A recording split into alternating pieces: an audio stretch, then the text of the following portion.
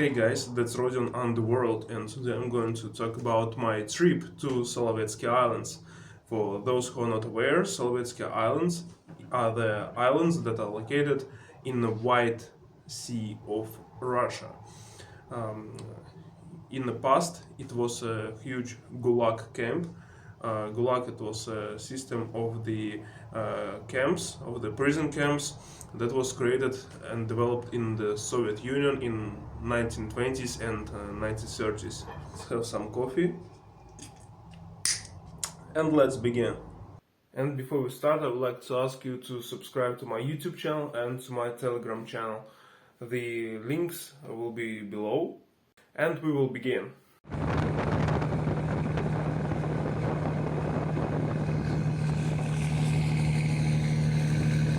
So a bit of prehistory. Solovetsky Islands are the islands located in the White Sea, as I mentioned before. It was founded by the monk as the place for a Russian Orthodox monastery in around 15th century.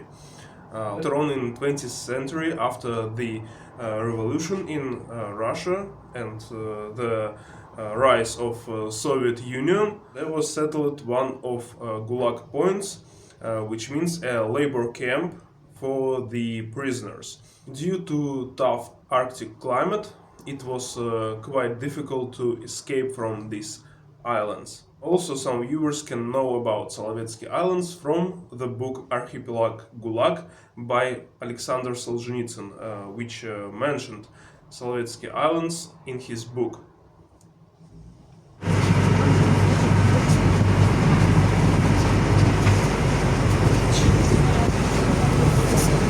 I always dreamed about visiting these islands, but unfortunately I didn't get an opportunity before. And once I was planning the trip to Karelia. Yeah, this is the region of Russia located near the border with Finland. I found that some tour providers organize the trips to Solovetsky Island with the excursion, with the local guides, etc., etc. And I decided that I cannot miss such an opportunity to visit this place. Finally, while searching the web, I found a suitable trip to Solovetsky Islands from Petrozavodsk city. That is the capital of Karelia.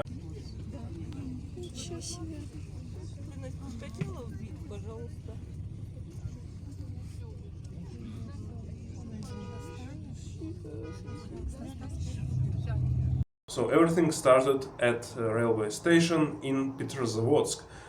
So there was a bus that was provided by the tour provider. They formed a group of tourists. We got into bus and moved to the north, a small city called Rabo-Ostrovsk. That is the city where you can get the ferry to Solovetsky Islands and simply cross the White Sea.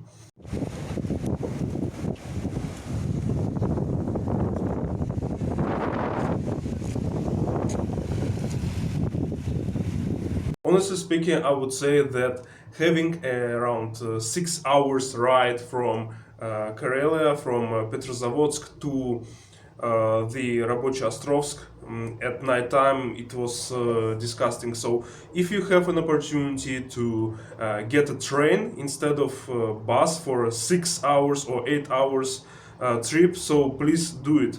Honestly speaking, I regret that I took a bus. Well, it was the bus provided by the tour provider, and there was some tours with the train, but I decided to choose this one. I don't remember why.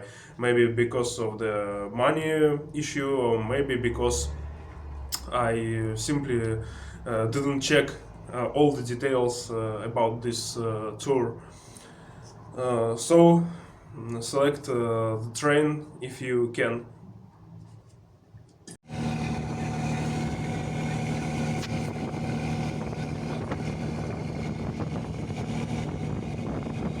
After all of us get to the ferry, we arrived to Solovetsky Islands, and honestly speaking, I like this trip because we was crossing the White Sea in summertime. Yeah, for those who are not aware, if it is about Arctic, it doesn't mean that everything should be covered with snow and ice whole the year. No, in summertime, Arctic became quite beautiful region, and there are almost no ice, at least in the place where located Arkhangelsk, north of Karelia, Solovetsky Islands, etc. So we was crossing the White Sea in Arctic. I saw a lot of seagulls. Some people just feed them and so on. So it was a pleasant trip, and unfortunately we didn't see any whales or dolphins or whatever. If we would saw them, I would be extremely happy, but no.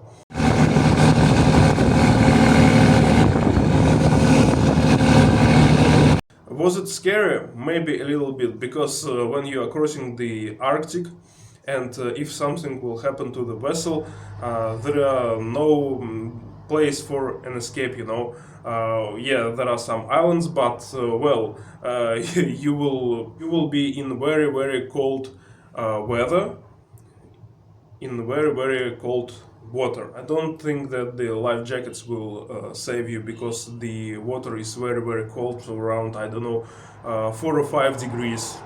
That's quite dangerous to be in this water for a long time.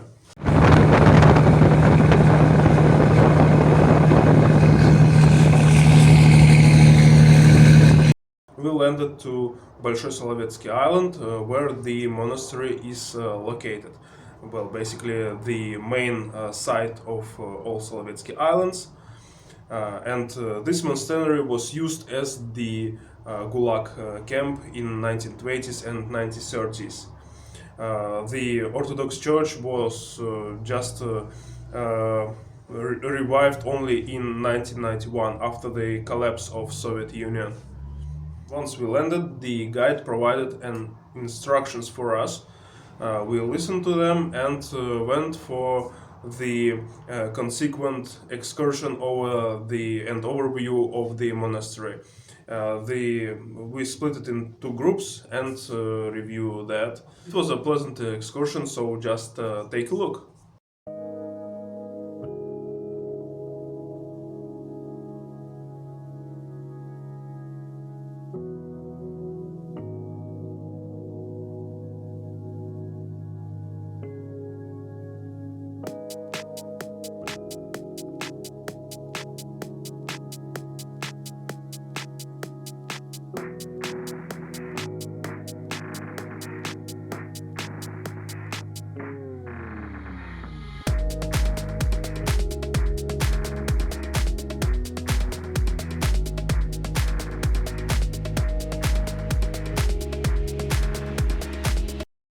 And yeah, before this monastery became a part of GULAG system, there was also a prison during the Russian Empire, and some prisoners were located there.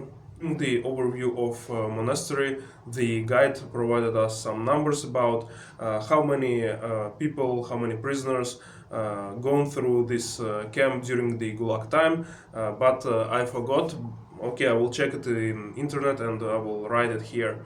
Right now, monastery works as the church as well, and local inhabitants of the islands. Yeah, some people live at this island, a few thousand of people, and they visit this monastery as the church to pray and so on. Once we reviewed the monastery, we had a lunch at monastery dining room.